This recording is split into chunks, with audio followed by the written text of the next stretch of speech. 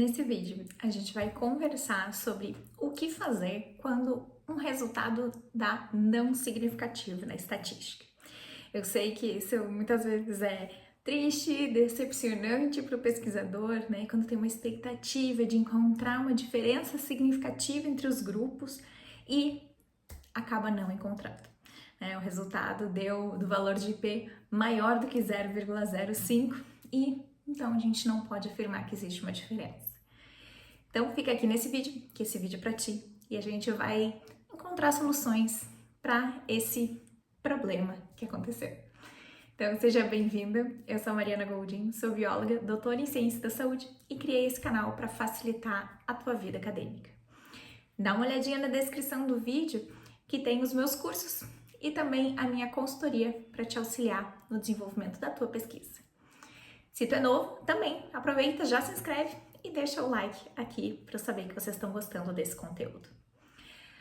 Bom, o que a gente pode fazer, né, quando um resultado não é significativo? Se tu não sabe exatamente como interpretar o valor de P, vou deixar um vídeo linkadinho aqui para vocês, que lá eu explico bem certinho, né? Vale a pena, que inclusive é um dos vídeos mais assistidos aqui do canal. Bom, o que a gente pode fazer? Em primeiro lugar, é importante tu verificar se a análise estatística que tu fez é a correta. Existem diferentes testes que podem ser feitos para dados muito parecidos.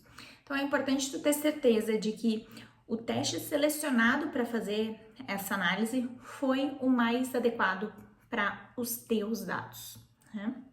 Esse é um primeiro detalhe que é importante a gente ter certeza, se o teste é o melhor para os teus dados, independente se o resultado foi significativo ou não, certo? Bom, agora considerando que a análise está correta e realmente deu não significativo, que não existe uma diferença entre esses grupos, ou seja, eles são semelhantes em relação a essa análise realizada, isso também é um resultado. Então a gente muitas vezes fica só esperando o resultado significativo, que a gente encontra diferenças, mas encontrar semelhanças também é importante. Eu saber que um tratamento não é eficaz, que ele não funciona para aquele determinado parâmetro que foi analisado, também é um resultado importante. Então acho que outra questão fundamental é isso, a gente querer que sempre seja diferente, que sempre seja significativo e ficar frustrado quando não é. Mas na verdade, quando não deu, é um resultado também, e isso também é um resultado publicável. Muitas vezes os alunos ficam achando que se não deu significativo, se não encontrou as diferenças que tinha na sua hipótese, na sua expectativa, ou o que a teoria traz como o que deveria acontecer, acha que isso não vai ser publicável. Mas é publicável sim, Basta tu discutir bem esses resultados, tentar explicar por que essa expectativa não se cumpriu, E até porque se bastava a gente ter essa expectativa, ter essa hipótese e tudo se confirmasse, a gente nem precisaria do método científico, não é mesmo? A gente não precisaria fazer ciência, a gente simplesmente teria essas hipóteses e elas se cumpririam na prática e seria assim, A gente não ia precisar ter grupos comparativos, fazer todas essas análises, se sempre o que a gente esperasse acontecesse.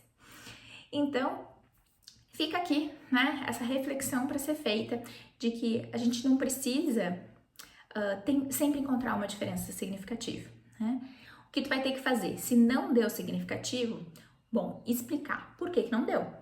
Então, buscar na teoria, isso é uma questão da discussão, de tu argumentar e explicar por que não é.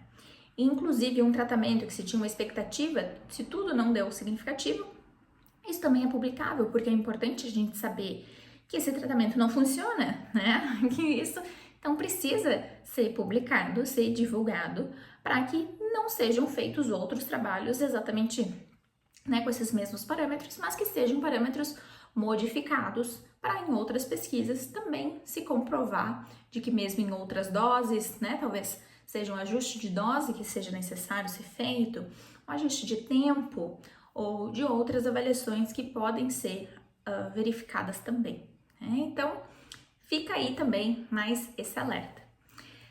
E uma terceira coisa que eu quero trazer para vocês, né, de o que a gente pode fazer, é a gente lembrar que nem tudo são só os números, né? A gente não tem que olhar de uma maneira cega para o valor de P, né? Olhar somente o valor de P e ignorar todo o restante.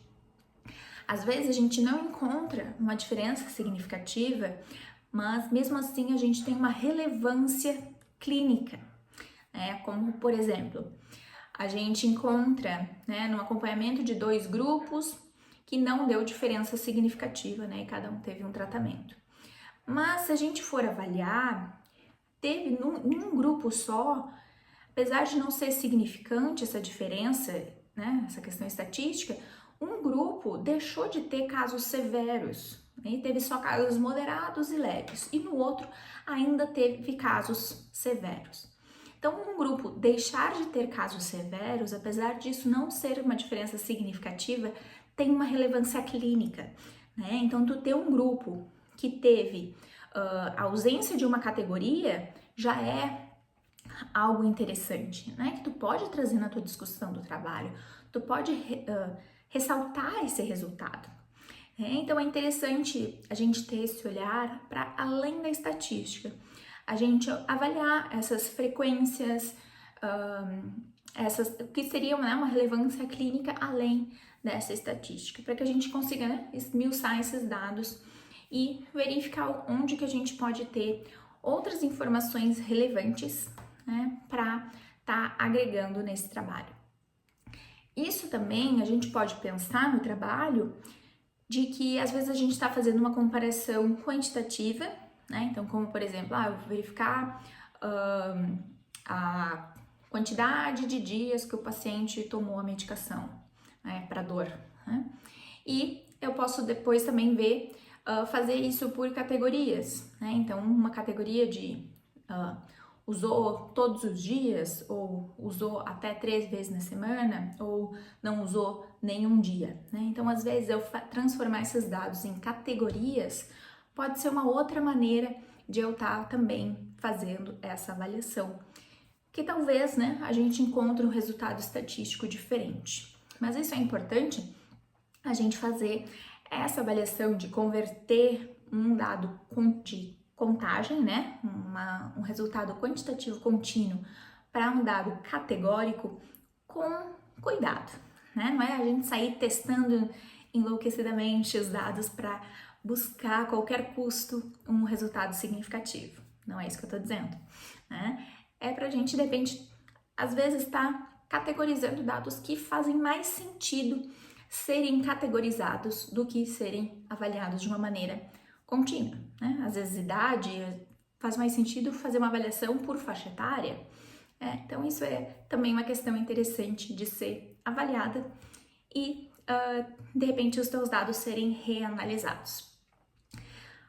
Bom, se tu tem mais alguma outra sugestão de o que fazer quando os teus resultados não dão conforme a expectativa, deixa aqui nos comentários que a gente pode continuar essa conversa, né, essa troca de informações.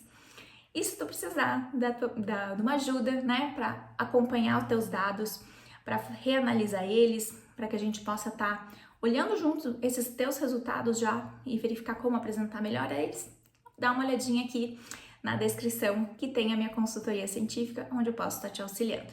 Então, vou deixar esses outros vídeos aqui, um sobre valor de P e outros aqui que também tenho certeza que vão estar te ajudando. E até mais!